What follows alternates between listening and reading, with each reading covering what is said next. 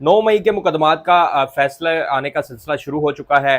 लाहौर में अगर बात करें तो लाहौर में ये आज 2 और मुकदमात का फैसला सुनाया गया है, जिसमें राहत बेकरी के बाहर जलाओ गिराओ था और उसके साथ थाना शादमान का केस था। थाना शादमान को नजर आतिश करने का केस था। इन दोनों केसों का आज कोट लखपत जेल में फैसला सुनाया गया है, चूंकि इसका ट्रायल जो है वो इंसदाद दहशतगर्दी अदालत की जानिब से कोट लखपत जेल में किया जा रहा था। इससे पहले भी एक जो है वो शेरपाव पुल का फैसला सुनाया गया था। तो अब तक ये तीसरा 3 मुकदमात का जो है वो फैसला सुनाया जा चुका है, जिसमें तीनों मुकदमात में आज की अगर बात करें तो इन 2 मुकदमात में 25 मुल्जमान के खिलाफ जो है वो ये मुकदमा चल रहा था। 25 में से अगर बात करें तो 13 मुल्जमान को सजाएं हुई हैं, जबकि 12 को बरी भी कर दिया गया, जिसमें शाह महमूद कुरैशी भी शामिल है। इसी तरह अगर सजाएं पाने वालों की बात करें तो उसमें भी पीटीआई की टॉप लीडरशिप शामिल है और कुछ पीटीआई के कारकुनान भी शामिल हैं, जिसमें अगर सजाएं पाने की बात करें तो 2 खवातीन रहनुमा है, जिसमें आलिया हमजा और सनम जावेद।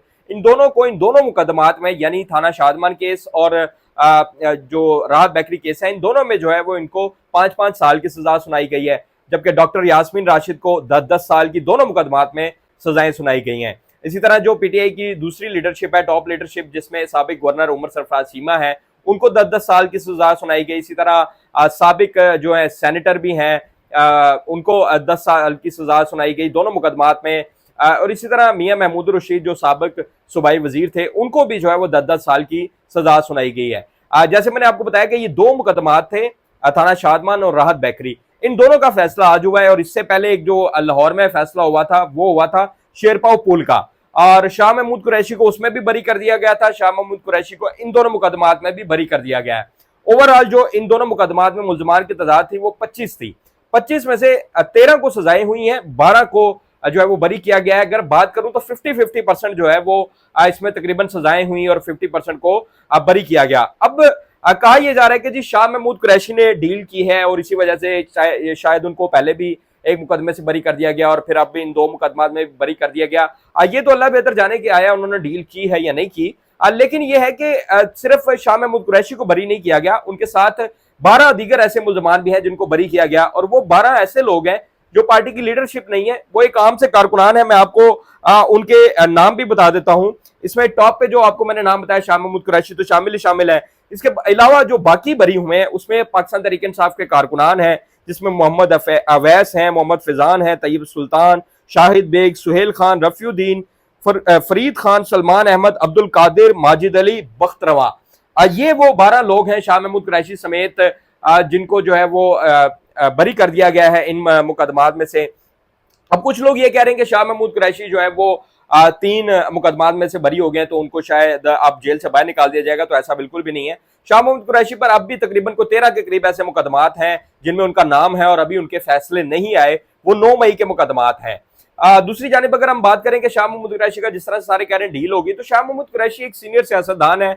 अगर उन्होंने डील कर भी ली है तो इसमें तो अल्लाह बेहतर ही जानता है, लेकिन जिस तरह से 9 मई के में जो भी तशद्दुद वाले वाकयात हुए थे, जो जलाओ गिराओ हुआ था, लगता नहीं है कि शाह महमूद कुरैशी उनमें इन्वॉल्व थे, क्योंकि शाह महमूद कुरैशी एक सीनियर सियासतदान है। पाकिस्तान तहरीक इंसाफ में भी उनको एक बड़ा ओहदा था, उनके पास वाइस चेयरमैन थे। फिर इसी तरह जब पीपल्स पार्टी में रहे तो पीपल्स पार्टी में भी उनका जो खानदानी रख रखाव है, लगता नहीं है कि वो इस तरह के जलाओ गिराओ में या इस तरह के छोटे लेवल पे जो प्रोटेस्ट हैं उनमें उन्होंने शमूलियत इख्तियार की होगी।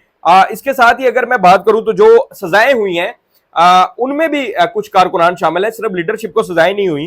तो जो सजा पाने वाले हैं उनमें मैं आपको नाम बता देता हूं: डॉक्टर यास्मीन राशिद, उमर सरफराज चीमा, एजाज चौधरी, मियां महमूद रशीद, आलिया हमजा, सनम जावेद, मोहम्मद फहीम, नियाज अहमद, अली हसन, जैन अली, मुनफरिद, असद अली और बिलाल वजाहत। इन जो 13 मुल्जमान हैं जिसमें पाकिस्तान तहरीक इंसाफ की टॉप लीडरशिप है, इनको जो है वो 10-10 साल की सजाएं सुनाई गई, जबकि 2 रहनुमा ऐसे हैं जिसमें आलिया हमजा है, सनम जावेद है, इनको 5-5 साल की सजाएं सुनाई गई हैं।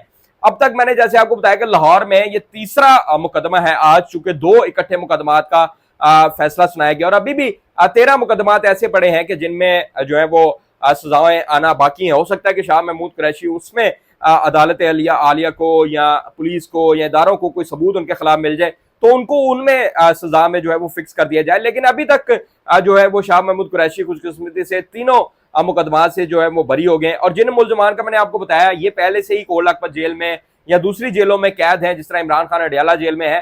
तो ये जो लाहौर की लीडरशिप है, ये ज्यादातर कोट लखपत जेल में कैद है, कुछ कैंप जेल में कैद है, और कुछ जो है वो बाहर भी हैं जमानतों पर, जिसमें आलिया हमजा है, सनम जावेद है। तो अब पुलिस जो है वो जाहिर है इनको भी गिरफ्तार करेगी, क्योंकि अदालती फैसला आ गया, इनको सजाएं सुना दी गई हैं। अब इनको भी जो है वो फिलफोर गिरफ्तार कर लिया जाएगा।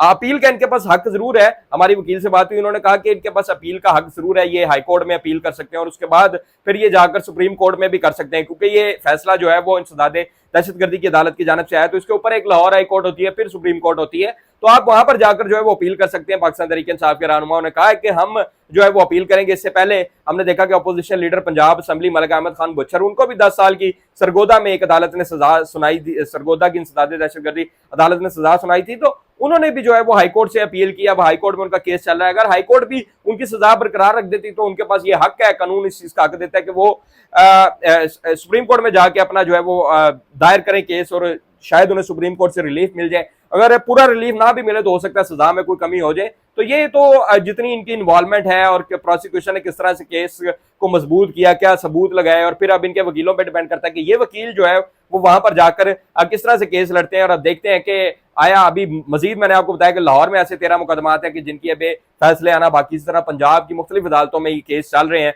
तो अब देखना है कि कितनी पाकिस्तान तहरीक इंसाफ की लीडरशिप को जो है वो मजीद अभी सजाएं होंगी।